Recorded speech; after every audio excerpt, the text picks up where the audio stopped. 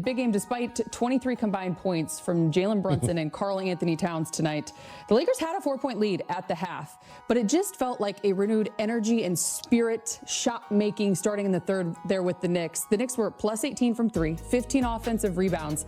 And the big picture, as we were talking about in the pregame show, it was just too much to overcome for the Lakers, who are now 9-11 versus teams above 500. Yeah, they're struggling against the good teams, and the rest of the league is noticing that too. New York, they've been known, I think, for the last 5 games or so, keeping their opponents under 100 points. So Lakers score 100, but it was the 15 offensive rebounds, the extra possessions. You can't afford to do that against the Knicks team, especially when they're kicking it out, and Shamet is hitting threes. You got Hart, 20 points. He was 3 of 4 from 3. They hit their threes, and they got a lot of wide open ones. OG Anunoby, 4 of 8. So the Lakers, sometimes they get a possession, and they don't value it. Sometimes I don't mind that long court pass, but sometimes when you need a possession, take your time and make the defense work. I thought they took some risk and then just couldn't defend or rebound in the third or fourth quarter. And New York, just a great defensive team, also knocked down plenty of shots to secure the win. Yeah, James, the Laker offense really disappeared in that second half. Only 44 points after halftime. And it's going to be hard to win any NBA game these days if that's how you come out after halftime. I thought they played well in the first half. That zone defense was kind of tricking the Knicks a little bit. Allie, as you mentioned, not a great night for Jalen Brunson or Karl Anthony Towns. I mean, both those guys were whatever tonight. But it was, as you said, James Anunoby with a good night on both sides of the court. Shamet, a huge bench production, surprisingly, for the Knicks. And the Lakers, here's where they get in trouble, Allie. If Phoenix wins tonight against the Clippers, the Lakers are now in 7th in the West. So now, with 2.5 months left in the regular season and 4 days before the trade deadline, the Lakers have to be really, really careful. They need to finish in that 4 to 6 range, if at all possible. You don't want to be in the play-in tournament for obvious reasons. The good news is they probably will make some sort of postseason, because 11 through 15 in the West, they're done. All 5 of those teams are punting. You can tell the rest of the season. But now it's all about what's the seeding for the Lakers for the final 2.5 months. It's going to be tight, and it's going to be tough if they cannot beat the good teams. Like you said, Lakers now 9 for 11 when they play teams over 500. This is where my mind goes too. You get to that point of the season where putting a full 48-minute game together, it matters. Doing the little things, starring in your role. Yep. And I mean this from the standpoint of more times than not, you know what you're going to get from your stars. Tonight you get 52 combined from Luka and LeBron. But when you point out the others, OG Anunoby, the Harts, the Shamets, and you look at the Lakers, which I think it's one of those things too where Jake's been shooting the ball well. Marcus Smart has been shooting the ball well. It's not often you can say that Rui's not having a good night. Yeah. But you look at the numbers, and it was one of those make or miss moments, which didn't fall their way. But I think in totality, when you look at that third quarter, 38-26, you look at the numbers, just the energy that we were talking to that just flipped for New York. These are the things that matter. Yeah, it's not so. I mean, look, you definitely want to make shots, you want to execute, but it is the energy and the effort that you put forth. If you can't match the energy of the other team, it's going to be a problem. And you can't depend on 1 or 2 players to kind of pull you out of that situation. You could just tell that the Knicks were more aggressive, they're more physical, they're going after offensive rebounds, they weren't spectating, and the Lakers have to be able to match that. I'm not saying that they don't put forth an effort, but when you're trying to win a game, you have to match, you have to secure the ball. I thought a couple of turnovers kind of changed the momentum a little bit. And that's, at this time of the year, they should be consistent in certain areas. And I think if they're going to move up, if they're going to sustain good play, they got to look at this game against a really good team and say, we cannot afford to make mistakes. We got to match their energy. We can't give up 15 offensive rebounds. It just demoralizes your defense. And, we need contribution from guys. We got to knock down shots when we're open. I thought we just had some open shots. Jake had some shots tonight, didn't go down. I think Marcus Smart, you're going to have some tough shooting nights, but there are other areas that you can compensate for that, and they just don't seem to be able to pick that up. Yeah, what do the Knicks have that the Lakers don't have, James? two really good two-way wings that play on both sides of the court. Anunoby, 3 steals tonight. You kind of alluded to the Laker turnovers in that third quarter where the game started to get away from them. Anunoby had 2 fast break, easy buckets off turnovers. And Bridges, also a very good two-way defender. He didn't do a lot scoring-wise tonight, but nice plus-minus for him last time I checked. And it's a differentiation. It's a level up in today's NBA when you have 2 good defensive-minded wings who can also put the ball in the cup alley. And that's what the Knicks have. Now, the Lakers have plenty of offense. And I thought they played pretty well defensively. Giving up 112, that's fine on the road in New York towards the end of a long road trip.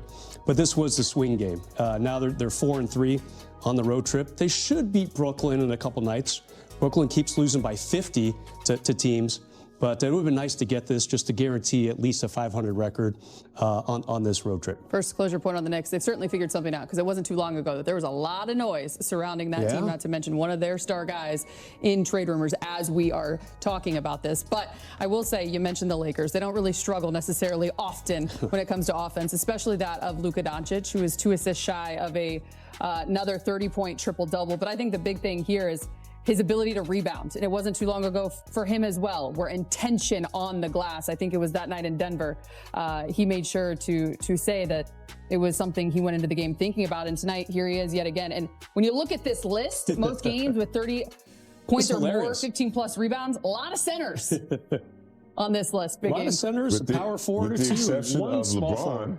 Yep. Yeah, all centers. And for Luka to, be in there and rebound, I mean, he's a big guard. Reminds me, Magic Johnson was a rebounding guard and could start to break. But to be amongst the Giants and willingly focusing on that, that's just a sign of a great player just looking to add to his talent already.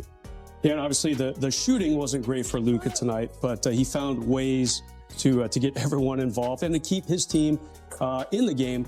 15 rebounds is no small feat for a guy who's not a 6'10" or 7-footer type of guy. And Allie, you know what the Lakers missed tonight? Austin Reeves. Austin Reeves. How'd you know? How did you know? I was going to go there next. And we were all a little bit, not fooled, but he was questionable. We were hopeful pregame when Mike Trudell gave the pregame hit from MSG. James were like, okay, there's AR shooting around behind him. Excited. And it was kind of, it seemed like there was a little bit of energy. Will the Lakers get back his 26.5 points per game? The answer is no, obviously. And 2 more days, they play Brooklyn. That would be a real nice game for him to come back, kind of get his legs under him. Brooklyn's not a very good team, obviously. They're going to be punting the rest of the season.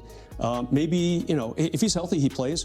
But James, maybe, the Lakers were like, hey, the Knicks are a really good team defensively. Yeah. Let's let him kind of get into a game where we know he can do 20 minutes, 25 minutes.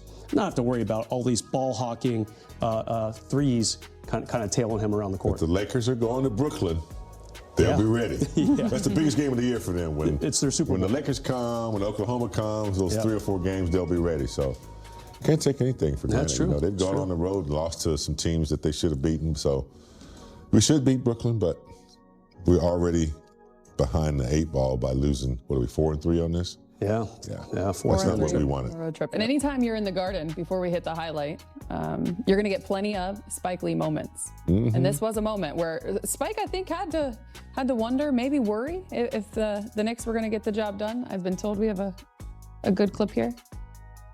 Maybe not. Yeah, it was he and Tracy Morgan there tonight.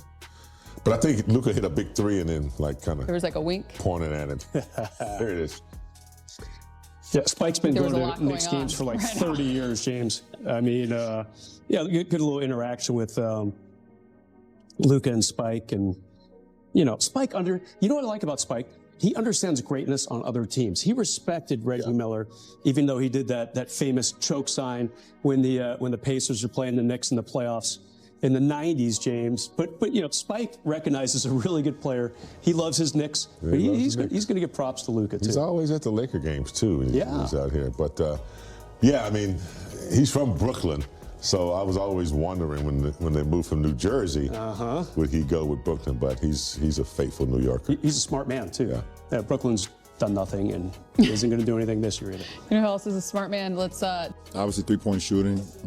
We couldn't consistently make shots from the perimeter, and then extra possessions.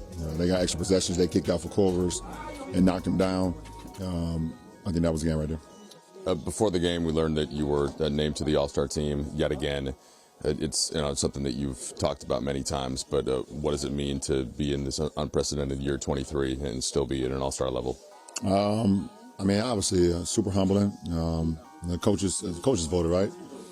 So, mad respect to the coaches and, them seeing, I'm still playing at this, latter stage of my career, and to be able to be an All-Star, means a lot to, my family, my people that's been following my career, my LeBron faithful, that's been following my journey, and but it's just, I don't know, man. It's always rewarding, just from a humble standpoint, to be able to, be rewarded for your, what you put your work into. So it's pretty cool. Well, it's basically a year to the day of when the trade happened last season with Dallas.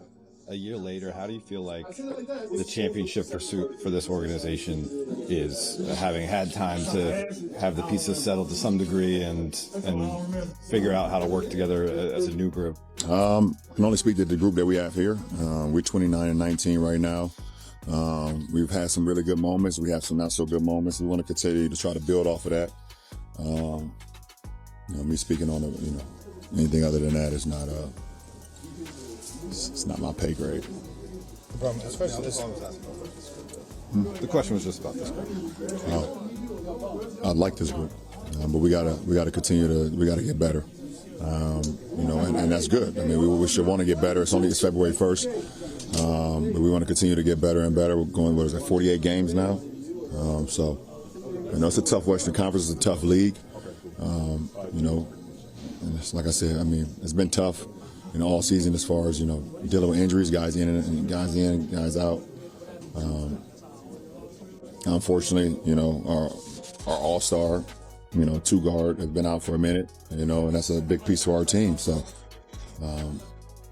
it's kind of hard to see what we can really, truly be, Obviously secondary to the last night, but after you missed the amount of games that you missed to start this year, did you think that this All-Star streak was in jeopardy? To be honest, I really didn't think about it. To be honest, it wasn't a goal of mine to come into the season, miss the first 14 games, and say, okay, I need to be an All-Star. I just wanted to get back to playing the game at a high level I knew I was capable of once I kind of worked the rust off of missing preseason, training camp, my summer workouts, which I've never done in my whole career. So I didn't think about the All-Star game, to be honest. Do you feel good about where you're at physically at this point? Through this stretch. Yeah, how I look. Huh? Sorry, I'm trying to. I look pretty good. I mean, when I just passed like 60,000 minutes like that, I will hope I look pretty good. I mean, yeah, I look all right. What has playing at Madison Square Garden meant to you throughout your career? Everything. I mean, it's the mecca of basketball here in New York City. Obviously, it's the Big Apple. Being here at MSG, playing here. It's so many guys have walked this court. Either from basketball to entertainment to actors and musicians. I mean, everything. Like it's been a wide range of importance of people to be able to grace this floor, and I hope I have like a little small snippet of somebody that came through here and was able to make a little small dent, from a visitor perspective. So it's cool. It's always electric in here. They find a way to make sure that I'm here on weekends. Pretty much, but it's a pretty cool treat. What was it like getting a little bit of an ovation during the starting lineup announcements for these fans? Pretty cool, man. Pretty cool. I've always loved these fans here. Love New York, and always respect. They got a great knowledge of the game of basketball and sports in general. They know what they know what sports is all about. They know when they see something pretty cool. So I just give my respect back. Knowing that you really have been open about your playing future, to know that you're playing at this level, you say you feel good. Like, would it be a level of discontent to not play here again, to play in an arena like Madison Square Garden? I mean, at the end of the day, everything has to come to an end at some point. So no matter what it is, it's going to be like, never play again in Madison Square Garden. I would never play again in certain arenas. I would never play again, period. So, I mean, at that point, it doesn't matter. You're going to always miss it. You're going to miss the game in general. So it doesn't. This one will always have like a special place in the journey because it is Madison Square Garden. So, but yeah, when that time comes, yeah, for sure. Are the Lakers so obsessed with preserving summer cap space and financial flexibility that they're completely missing the forest for the trees, essentially squandering what could be LeBron James' final championship window while competitors like Denver, Minnesota, and Phoenix aggressively improve their rosters with decisive deadline moves? While Rob Pelinka sits on his hands calculating luxury tax implications and worrying about 2027 salary commitments, Nikola Jokic just gained another weapon. Anthony Edwards added veteran playoff experience, and Kevin Durant received the missing pieces for another title run, leaving Los Angeles watching from the sidelines like spectators at their own funeral. The brutal irony is that while Mark Stein and Jake Fisher report the Lakers' interest in DeAndre Hunter was repeatedly overstated, and they're reticent to jeopardize their upcoming financial flexibility, every day that passes without meaningful additions represents irreplaceable time lost in what might be the final act of one of basketball's greatest careers. Is this really the time for a conservative asset management and long-term strategic planning? Or should the Lakers be throwing caution to the wind and mortgaging whatever necessary to give a 41-year-old LeBron James, an ascending superstar, Luka Doncic, the best possible chance at championship glory? The most damning aspect isn't what the Lakers have done, but what they haven't done while watching Hunter go to Sacramento in a deal they easily could have matched, Keon Ellis landing Cleveland for spare parts, and other impact players get snatched up by teams with clearer visions and stronger convictions about their championship windows. Perhaps the real question isn't whether the Lakers are making smart financial decisions, but whether they're making winning basketball decisions when the clock is literally ticking on greatness. Don't forget to smash that like button if you think the Lakers need to stop overthinking and start making moves. The Sacramento Kings just executed exactly the type of bold, decisive trade the Lakers should have been making, sending Dennis Schrader and Keon Ellis to Cleveland for DeAndre Hunter on a 3-team deal that demonstrates what happens when organizations prioritize immediate improvement over spreadsheet calculations. While the Lakers were apparently reticent about Hunter's $9 million salary commitment for next season, Sacramento embraced the financial burden because they recognized Hunter's talent and believed a change of scenery could unlock the 40.5% three-point shooter who dominated in Atlanta before struggling in Cleveland's system.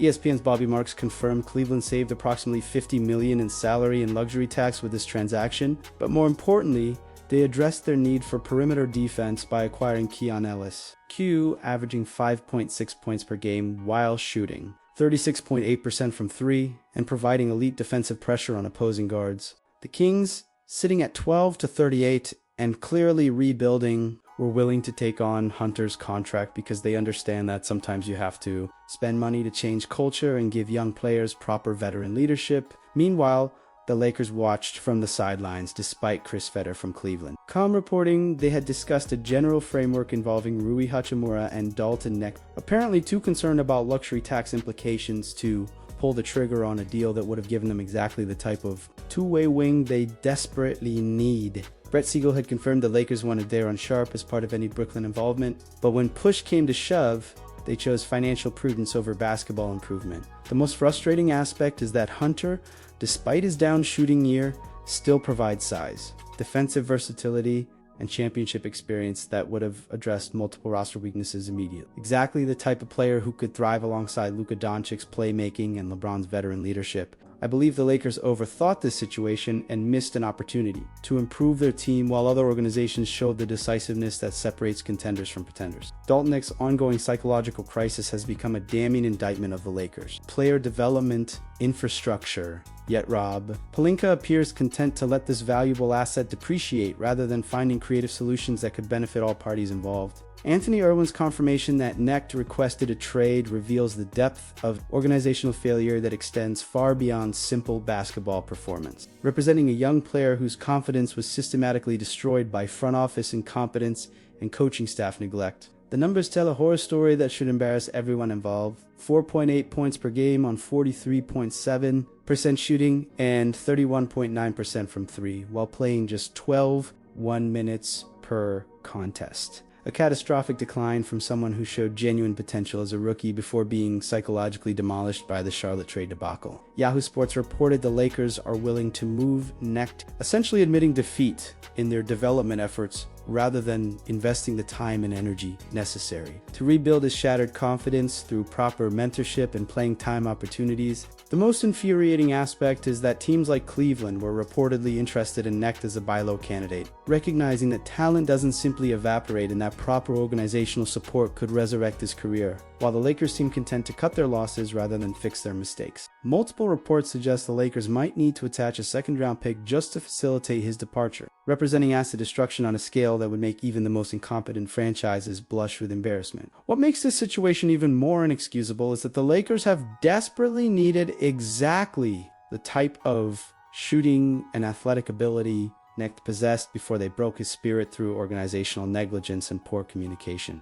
Instead of viewing him as damaged goods requiring disposal, the Lakers should be moving heaven and earth to restore his confidence through increased opportunities, proper coaching, and the type of developmental support that successful organizations provide their young players. I believe this situation represents everything wrong with the Lakers' approach to roster construction, prioritizing short-term convenience over long-term player development while destroying valuable assets through institutional incompetence. The Lakers' supposed bargain shopping strategy feels more like organizational paralysis disguised as prudent financial management, especially when competitors are making aggressive moves to improve their championship odds while Los Angeles sits on expiring contracts worth $40.8 million. ESPN's Tim Bongton and Brian Windhorst reported that a Western Conference general manager described the Lakers as looking for bargain deals, explaining they might be able to find one if they're willing to take on long-term money. But they probably need to make sure that player is a good fit with Luka to justify it. This conservative approach might make sense for a rebuilding franchise focused on future flexibility, but it defies logic for a team featuring a 41-year-old LeBron James who might have weeks or months left in his legendary career rather than years to wait for perfect opportunities that may never materialize. Michael Scotto from HoopSite confirmed that the Lakers have dangled the expiring contracts of Rui Hachimura $18.26 million, Gabe Vincent $11.5 million, and Maxi Kleber $11 million on the trademark, representing substantial salary matching capability that could facilitate significant upgrades if deployed aggressively rather than cautiously. The most frustrating aspect is watching teams like Denver add role players who complement Nikola Jokic's skill set, while the Lakers refuse to make similar commitments that would enhance Luka Doncic supporting cast due to abstract concerns about summer flexibility that may prove irrelevant if LeBron retires or signs elsewhere. Jake Fisher's reporting on Peyton Watson demonstrates the type of young, athletic wing the Lakers should be pursuing aggressively, with the 23-year-old averaging 14 points and 5.0 rebounds while shooting 41.1% from 3 for Denver, but apparently the Lakers are unwilling to pay the price necessary to pry him away from a division rival. Broderick Turner's confirmation that Dante DiVincenzo and Najee Marshall remain on their radar means nothing without the organizational willingness to offer competitive packages that might actually convince Minnesota and Dallas to part with productive rotation players. The Lakers seem to be waiting for other teams to offer discounted prices on quality players rather than creating compelling trade packages that force difficult decisions, essentially hoping for charity from competitors who have their own championship aspirations. Thinking about it realistically, this approach almost guarantees continued mediocrity while other teams improve through decisive action rather than cautious calculation. Daniel Gafford represents exactly the type of impact addition the Lakers should be pursuing aggressively, yet their apparent reluctance to engage. Dallas in serious negotiations highlights the organizational timidity that could cost them a legitimate championship opportunity. Will Miller from the Smoking Cuban described a potential Gafford trade as a nightmare scenario for Dallas, specifically because it would strengthen a direct Western Conference rival, but that competitive disadvantage for the Mavericks should represent compelling motivation for the Lakers to pursue the 26-year-old center who averaged 12.9 points and 8.1 rebounds on 72.6% shooting during his most productive season.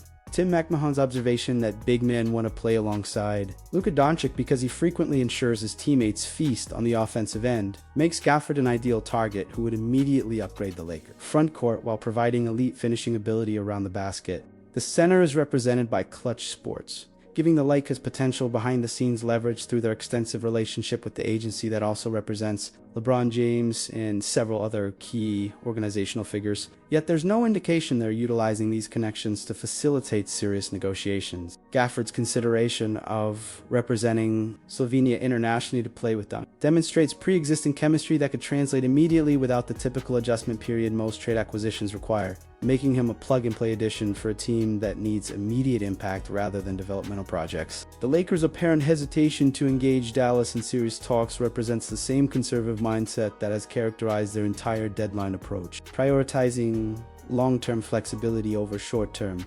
improvement despite having a championship window that could close permanently if LeBron retires or leaves in free agency. Multiple reports suggest Dallas would consider removing Gafford for the right package, but the Lakers seem unwilling to offer competitive assets that might actually convince the Mavericks to help a division rival, essentially guaranteeing continued front court deficiencies that have plagued them throughout the season. I believe the Lakers are overthinking a situation where decisive action could provide immediate championship benefits, choosing theoretical future advantages over practical present solutions that could determine whether this season ends in triumph or disappointment. Brooklyn Nets' treasure trove of available role players offers the Lakers multiple opportunities to address roster deficiencies through aggressive deals. Yet their apparent reluctance to construct compelling packages suggests they're more concerned with preserving assets than maximizing championship potential during LeBron's twilight years. Haywood Highsmith, despite dealing with knee issues that required meniscus surgery, represents exactly the type of veteran 3-and-D wing who could contribute immediately in playoff situations, where role-player performance often determines series outcome. Having averaged 6.5 points on 38.2% three-point shooting while providing championship experience from Miami's recent postseason runs, Daron Sharp offers front-court depth and energy that the Lakers desperately need, with the 24-year-old center averaging 7.8 points and 6.3 rebounds on 60.3% shooting in limited minutes, suggesting significant upside if given expanded opportunities alongside elite playmakers like Doncic and James, who excel at creating easy scoring chances for teammates. Cameron Johnson provides elite three-point shooting at over 40% on high volume, exactly the type of floor spacing threat that would open driving lanes for Luka and LeBron while providing reliable scoring when defenses focus on stopping the stars. Dorian Finney-Smith brings defensive versatility and playoff experience from championship teams, offering the type of tough, physical presence that could prove invaluable in postseason series against teams like Denver, Minnesota, or Phoenix, where role players must step up in crucial moments. Even Cam Thomas, despite defensive limitations, offers microwave scoring ability that could energize second units when stars need rest, averaging over 20 points per game on efficient shooting that would make him the Lakers' most productive bench scorer by a significant margin. Brooklyn's motivation to facilitate trades that bring back future assets creates opportunities for teams willing to offer attractive packages. But the Lakers seem content to dangle expiring contracts rather than constructing deals that might actually convince the Nets to part with multiple productive players simultaneously.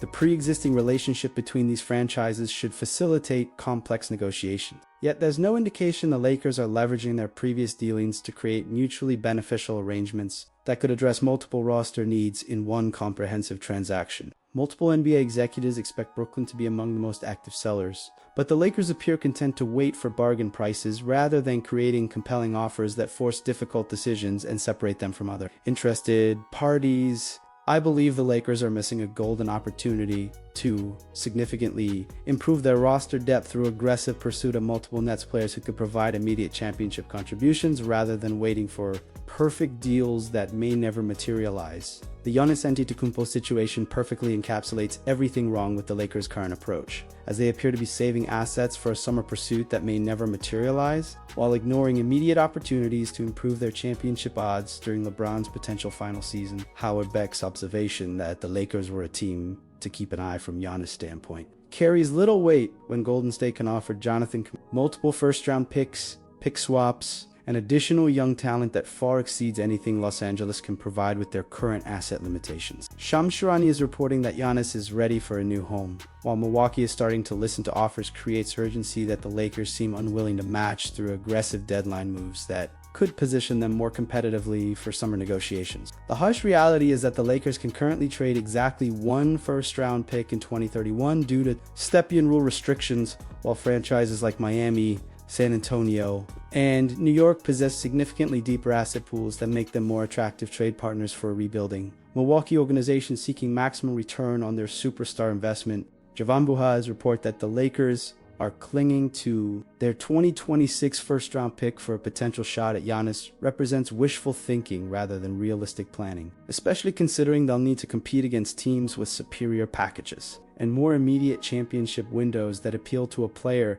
seeking to cement his legacy through multiple titles. Jake Fisher's mention of Giannis having his eye on Los Angeles when Doncic was in Dallas feels like ancient history given current competitive dynamics and the Lakers' limited ability to construct compelling offers without sacrificing future flexibility. They seem unwilling to compromise. The most frustrating aspect is that multiple smaller deadline moves could position the Lakers more attractively for summer negotiations by demonstrating organizational commitment to winning and providing. Giannis, with evidence of their willingness to spend money and sacrifice assets for championship success. Instead, their conservative approach suggests they're more concerned with preserving theoretical advantages than proving their dedication to building championship-caliber rosters through aggressive asset deployment. Mark Stein and Jake Fisher is reporting that some teams believe Milwaukee prefers waiting until summer shouldn't comfort the Lakers, as increased competition from more teams with better packages will only decrease their already minimal chances of landing the two-time MVP.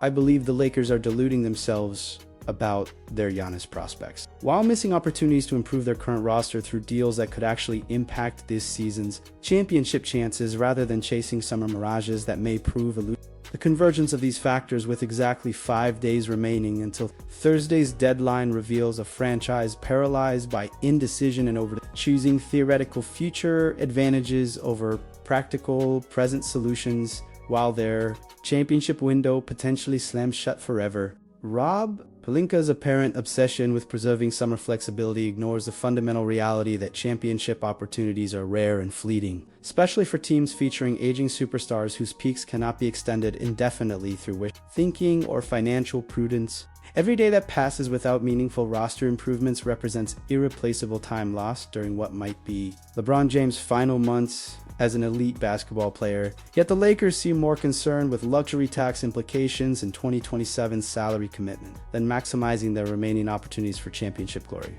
The Western Conference arms race continues accelerating as Denver, Minnesota, Phoenix, and other contenders make decisive moves to strengthen their roster, leaving Los Angeles increasingly isolated as the only top-tier team prioritizing accounting over basketball during the most crucial period of the competitive calendar. JJ Redick's visible frustration with defensive effort and scheme execution suggests internal concerns about player buy-in that could worsen. If the front office continues demonstrating unwillingness to improve the roster through available trade opportunities, Mark Stein's reporting that the Lakers will only sacrifice their projected financial flexibility, for a real needle mover essentially guarantees continued mediocrity unless perfect opportunities fall into their lap, which rarely happens in competitive markets where multiple teams pursue the same targets with superior packages. The most damning indictment of their approach is watching inferior teams make superior moves through decisive action and aggressive asset deployment, while the Lakers sit on expiring contracts worth over $40 million without converting them into meaningful roster improvements. Multiple league executives expect relatively quiet deadline activity from Los Angeles compared to their historically aggressive approach, signaling organizational contentment with mediocrity rather than championship pursuit that separates great franchises from merely good ones with each passing hour. The Lakers' window for meaningful improvement shrinks while competitors enhance their championship odds through bold moves that demonstrate organizational commitment to winning rather than financial planning.